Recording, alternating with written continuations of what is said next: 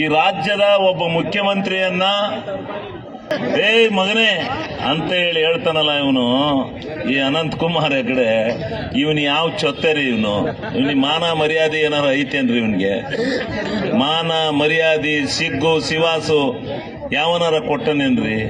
ಇವನು ಎಷ್ಟು ಸಾರಿ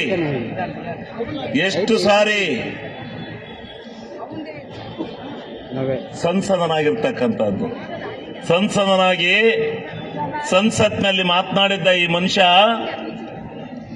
ಯಾವ ಈ ದೇಶದ ಭವಿಷ್ಯತ್ತನ್ನು ಬರೆದಂತ, ಈ ದೇಶದ ಇಡೀ ಕರ್ನಾಟಕ ರಾಜ್ಯ ಅಲ್ಲ, ಭಾರತ ದೇಶ ಅಲ್ಲ, ಇಡೀ ಭರತ ಖಂಡ ಅಲ್ಲ, ಇಡೀ ಪ್ರಪಂಚದಲ್ಲಿ ಇವತ್ತು ಯಾವ ಅಂಬೇಡ್ಕರ್ ಅವರನ್ನ ಆಡಿ ಹೊಗಳಿದೆ, ಅವರು ಬರೆದಂತ ಪ್ರಜಾಪ್ರಭುತ್ವದ ಸಂವಿಧಾನವನ್ನ ಆಡಿ ಹೊಗಳಿದೆ, ಅಂಥ ಅಂಬೇಡ್ಕರ್ ಅವರನ್ನ,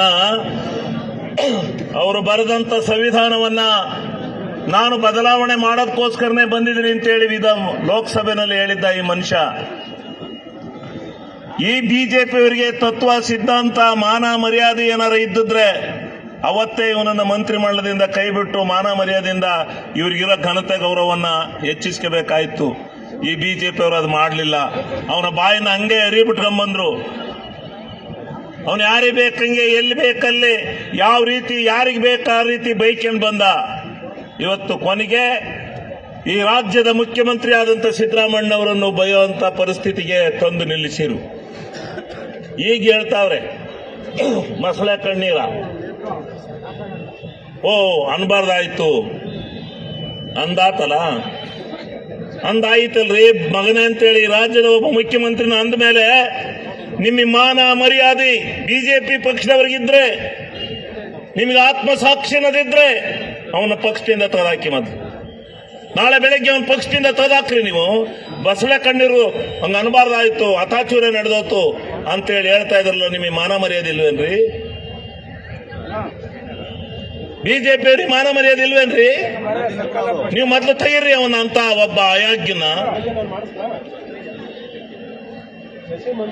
ಒಬ್ಬ ರಾಜ್ಯದ ಮುಖ್ಯಮಂತ್ರಿನೇ ಮಗನೇ ಅಂತಕ್ಕಂಥ ಭಾವನೆಯನ್ನ ನೀನು ವ್ಯಕ್ತ ಮಾಡೋದಾದ್ರೆ ಈ ರಾಜ್ಯದಲ್ಲಿ ಯಾರನ್ನ ಬಿಡ್ತೀರಿ ನೀವು? ಯಾರನ್ನ ಬಿಡ್ತೀರಿ ನೀವು?